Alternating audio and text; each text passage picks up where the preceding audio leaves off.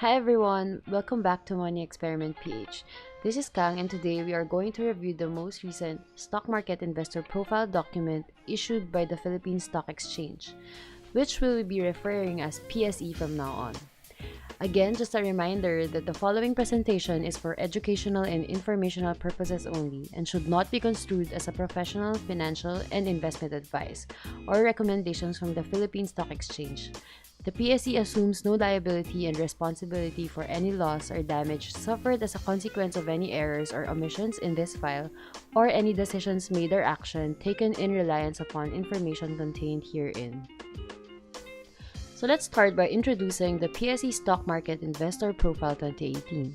This is published by PSE Corporate Planning and Research Department in May 2019. This is the latest version of the document as of the recording of this video. We in Money Experiment PH are making this video because we are planning to discuss how to invest in the Philippine stock market in series of videos. But before that, we thought it would be great to know who are already investing in the Philippine stock market. So let us go through the document published by the PSE. According to the Stock Market Investor Profile, there are 131 trading participants, and from them, PSE collected the active accounts data which is totaled at 1,089,443.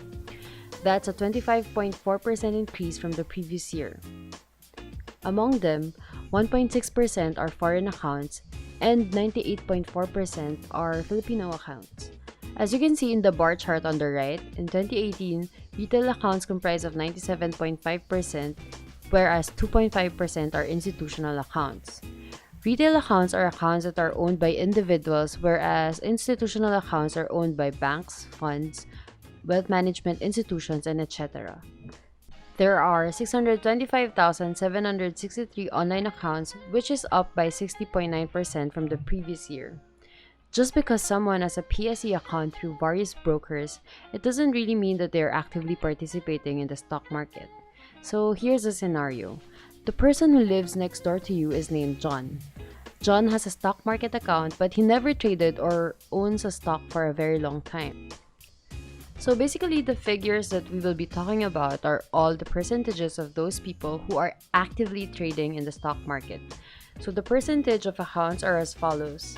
29.1% are of retail, 28.5% are of institutional, 29.1% are of local, and 28.3% are of foreign.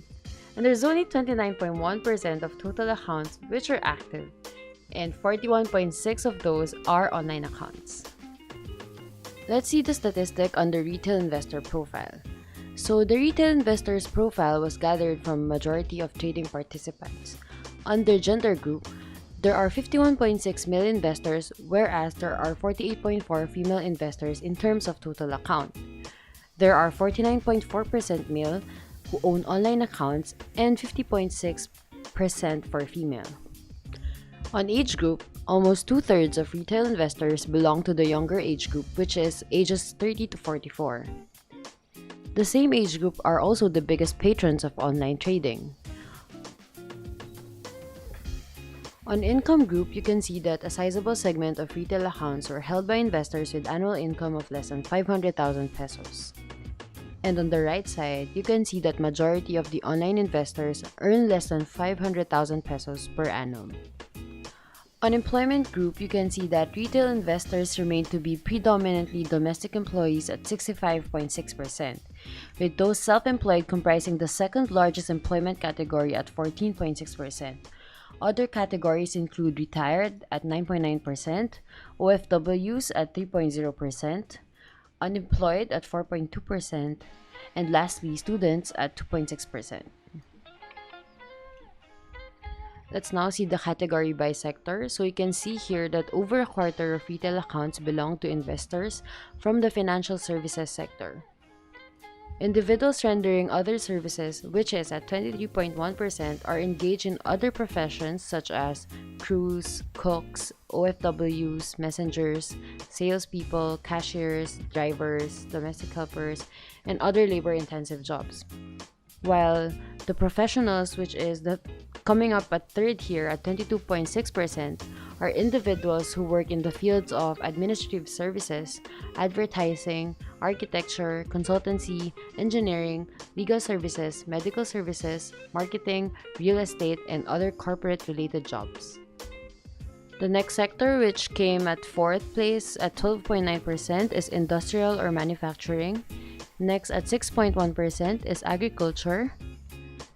And 5.7 for IT or BPO industries. And lastly, 2.5 for government. By location, you can see that there's a gradual increase of decentralization in the distribution of accounts. So, as you can see on the map, Metro Manila has still the biggest share. Next is Luzon as a whole, and then Visayas, and the next is Mindanao, and lastly, overseas. By nationality, there is a significant presence of Chinese, American, and Japanese investors in the stock market. So you can see that a great portion was on Chinese at 23.7%, and next would be the Americans at 15.7%, and next would be Japanese at 10.3%. These are among foreign nationals. So far, we've been looking at the people, the sectors who are investing in the Philippine Stock Exchange. The total population of the Philippines is at 104 million in the year 2018. Based on the data we discussed in this video, only about 0.3% of the population of the Philippines have active stock accounts. History proves that stock market is one of the greatest ways of growing your wealth. Now that we've come at the end of this video, let me leave you a question. Do you belong to that 0.3%? If you have any questions, please leave your comments below. Do look forward for our coming videos in the future. Thank you for watching this video, and if you like this video, hit like and subscribe.